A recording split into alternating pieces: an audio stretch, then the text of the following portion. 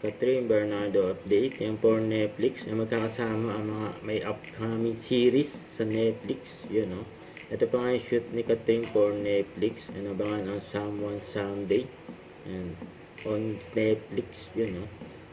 Ayun, may pa nga si Catherine, no? Ganda ni Catherine, no? Ay, minodel niya ang kanyang outfit. Solid yan, no? Diyan sa event ng Netflix. Ano ba nga? Someone Someday, pagbibidahan ni Catherine Bernardo, kasama niya sila James Reid at mga Salvador. Ito yung behind the scene.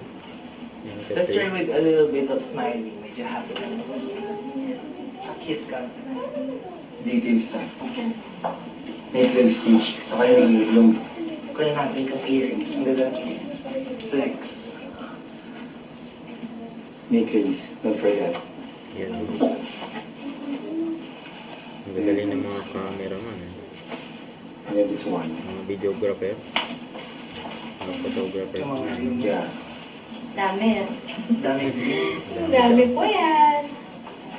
Hit ng Tapos sa pagkakataon. pinabala mo namin. Yeah, nice. Ngayon sa event ng Netflix. Yan. Yan, nakasama ang mga bida. Catherine, James, at What mga a stellar cast. Can we give them a round of applause? nakagulan siya ng mga mic. Come a little bit closer and take center stage. We'll start it off with Chad and Dolly. How important is it? Like about this project is that the characters are real, and that's what we try to keep in mind every day. Na these characters shouldn't be perfect, diba?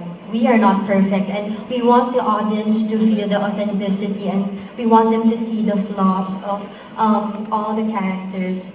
Just to make it a bit working, first time working with Ate Madge, and first time working with our directors, and of course James. So a lot of firsts for me, but definitely I would say after a few taping days, this is, it takes, actually until now, it's Relate to this character. Ayan, And face card. another way that I can Catherine. really connect with is that his love and passion for music.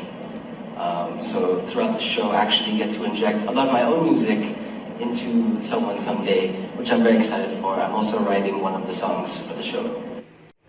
Don't forget, subscribe, click the notification bell for more updates. This is Richard, the Action Live. Stay tuned for more videos.